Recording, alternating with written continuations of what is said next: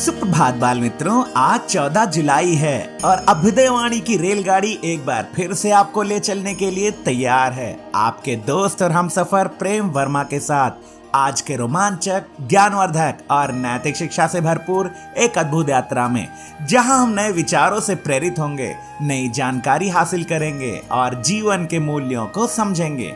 तो आइए इस सफर की शुरुआत करते हैं आज के प्रेरणादायक सुविचार से। जिंदगी हमेशा आपको दूसरा मौका जरूर देती है और इस मौके को कल कहते हैं। Life always offers you a second chance, it's called tomorrow. कल एक नया दिन है जो नई शुरुआत और संभावनाओं से भरा होता है। यह बीती हुई गलतियों को भुलाकर वर्तमान पर ध्यान केंद्रित करने और भविष्य के लिए बेहतर योजना बनाने का समय है। जीवन में हर कोई उतार चढ़ाव का अनुभव करता है। महत्वपूर्ण बात यह है कि हम हार ना माने, आगे बढ़ते रहें और हर दिन को एक नए अवसर के रूप में देखें। अभ्युदयवाणी में अब जानते हैं आज का अंग्रेजी शब्द जो है फीचर, FEATURE। फीचर का अर्थ होता है विशेषता, सुविधा, लक्षण या मुख्य अंग। वाक्य प्रयोग, this phones best feature is it's long battery life. इस फोन की सबसे बड़ी विशेषता इसकी लंबी बैटरी लाइफ है। आगे बढ़ते हैं इस सफर में और आनंद लेते हैं आज की पहेली का। हरा आटा लाल पराठा, मिलजुल कर सब सखियों ने बांटा। इस पहेली का जवाब है मेहंदी। अब अगला स्टेशन है आज का इतिहास। इतिहास हमें अतीत से सीखने और वर्तमान को बेहतर बनाने का मौका देता है। आइए इतिहास के पन्नों में आज 14 जुलाई की कुछ प्रमुख घटनाओं पर नजर डालें। सन 1789 में आज ही फ्रांसीसी क्रांति की शुरुआत हुई, जब पेरिस की जनता ने बास्तील किले पर हमला किया। यह हमला फ्रांस के लोकतंत्र और स्वतंत्रता के लिए एक महत्वपूर्ण मोड़ साबित हुई। आज भी इसे बास्तील दिवस के रूप में मनाया जाता है। सन 1861 में आज ही रिचर्ड जॉर्डन गटलिंग ने गटलिंग गन नामक पहली व्यावसायिक मशीन गन का पेटेंट कराया, जिसने युद्ध की दिशा ही बदल दी। सन 1933 में आज ही नाजी जर्मनी में सभी गैर नाजी राजनीतिक दलों पर प्रतिबंध लगा दिया गया, जिससे अडॉल्फ हिटलर की तानाशाही और अधिक मजबूत हुई। सन 1958 में आज ही इराक में सैन्य तख्ता पलट हुआ, जिसे 14 जुलाई क्रांति के नाम से जाना जाता है। इसमें राजा फैसल द्वितीय को अपदस्थ कर इराकी गणराज्य की स्थापना की गई। सन 1982 में आज ही डॉक्टर रमन विश्वनाथन, प्रसिद्ध भारतीय चिकित्सा वैज्ञानिक और छाती रोग विशेषज्ञ का निधन हुआ। उन्हें भारत में छाती चिकित्सा का जनक माना जाता है। सन 2015 में आज ही नासा के न्यू हॉरिजॉन्स अंतरिक्ष यान ने 52 ग्रह प्लूटो के सबसे निकट से उड़ान भरी और उसकी पहली विस्तृत तस्वीरें और वैज्ञानिक डेटा पृथ्वी पर भेजे। इस उपलब्धि ने सौर मंडल की हमारी समझ में क्रांति ला दी। अभ्युदयवाणी की अगली कड़ी प्रेरक व्यक्तित्व में आज हम जानेंगे डॉक्टर रमन विश्वनाथन के बारे में। डॉक्टर रमन विश्वनाथन भारत के प्रसिद्ध चिकित्सा वैज्ञानिक और फेफड़ों के रोग के विशेषज्ञ थे।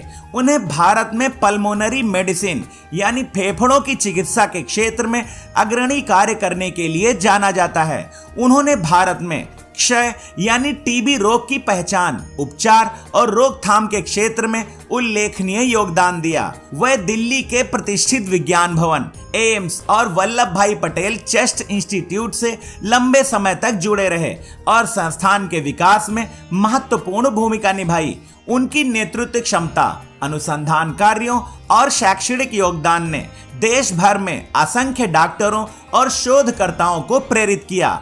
डॉक्टर विश्वनाथन ने फेफड़ों के रोगों और एलर्जी से संबंधित कई शोध पत्र प्रकाशित किए, जिनको अंतर्राष्ट्रीय स्तर पर भी सराहना मिली। उन्हें भारत सरकार द्वारा पद्म भूषण जैसे उच्च नागरिक सम्मान से सम्मानित किया गया। उनके जीवन और कार्य भारत में चिकित्सा क्षेत्र के विकास के लिए एक प्रेरणा स्रोत हैं। अभ्युदयवाणी के दैनिक विशेष में अब हम जानेंगे 14 जुलाई को मनाए जाने वाले अंतर्राष्ट्रीय शार्क जागरूकता दिवस के बारे में। अंतरराष्ट्रीय शार्क जागरूकता दिवस यानी इंटरनेशनल शार्क अवेयरनेस डे हर साल 14 जुलाई को मनाया जाता है। इस दिन को मनाने का उद्देश्य शार्क जैसे समुद्री जीवों के प्रति लोगों में जागरूकता बढ़ाना और उनके संरक्षण का संदेश फैलाना है।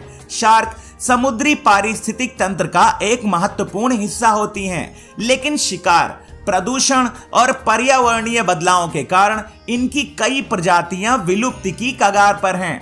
यह दिन ग्लोबल मरीन अवेयरनेस कैंपेन का एक हिस्सा माना जाता है। अक्सर फिल्मों और कहानियों में शार्क को खतरनाक और आक्रामक जीव के रूप में दिखाया गया है, जिससे लोगों में उनके प्रति डर और गलतफहमियां पैदा हुई हैं।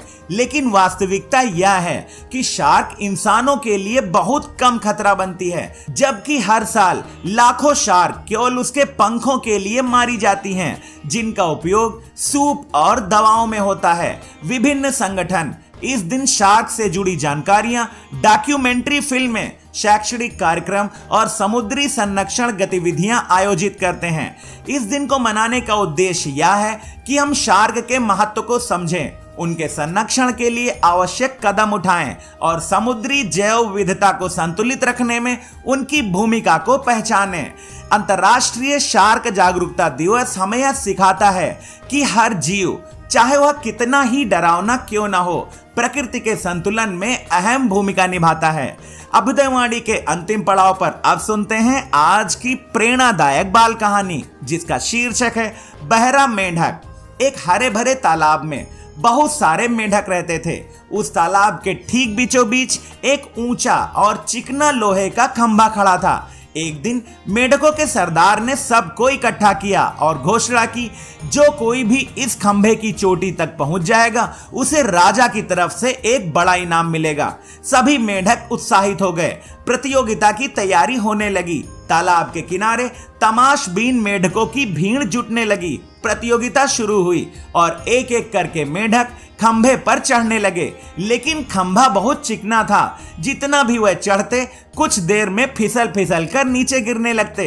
भीड़ में खड़े मेंढक चिल्लाने लगे, अरे यह असंभव है, कोई नहीं चढ़ पाएगा, समय बर्बाद मत करो, बहुत ऊंचा है, मत कोशिश करो। कुछ ही समय में लगभग सभी मेंढकों ने हार मान ली, लेकिन तभी एक छोटा सा मेंढक बिना थके बार बार फिसल कर नीचे गिर जाता। वह बार बार गिरते हुए भी हर बार फिर से उठने की कोशिश करता। दर्शक उसका मजाक उड़ाने लगे, ये कभी सफल नहीं होगा, समझदार होता तो अब तक रुक गया होता। लेकिन उस छोटे मेंढक ने किसी की एक भी बात पर ध्यान नहीं दिया। उसकी आंखें सिर्फ लक्ष्य पर थीं, खंभे की चोटी। अंततः सबको चौंकाते हुए वह मेंढक खंभे की चोटी पर पहुंच गया। तालाब तालियों की आवाजों से गूंज उठा। राजा ने उसे विजेता घोषित किया और सम्मान सहित इनाम दिया। बाद में बाकी मेंढकों ने उससे पूछा, तुम सफल कैसे हुए? हमने तो हार मान ली थी। वह छोटा मेंढक मुस्कुराया और बोला, असल में मैं बहरा हूँ, मुझ तक आपकी नकारात्मक बातें सुनाई ही नहीं दी। मैं तो समझता रहा कि आप सब मेरा हौसला बढ़ा रहे हैं। यह कहानी हमें सिखाती है कि हमें कभी भी हार नहीं माननी चाहिए। हमें अपने लक्ष्य को पाने के लिए लगातार प्रयास करते रहना चाहिए। दूसरों की नकारात्मक बातों पर ध्यान नहीं देना चाहिए। हमें अपने ऊपर विश्वास रखना चाहिए और अपनी क्षमताओं पर भरोसा करना चाहिए। कभी कभी अलग होना ही आपकी सबसे बड़ी ताकत बन जाता है। आज की अभ्युदयवाणी का सफर बस यहीं तक था। कल सुबह फिर मिलेंगे एक नई ऊर्जा के साथ, रोमांचक, ज्ञानवर्धक और नैतिक शिक्षा से भरपूर एक रोचक सफर में। आपका दिन शुभ हो। जय हिंद, जय भारत।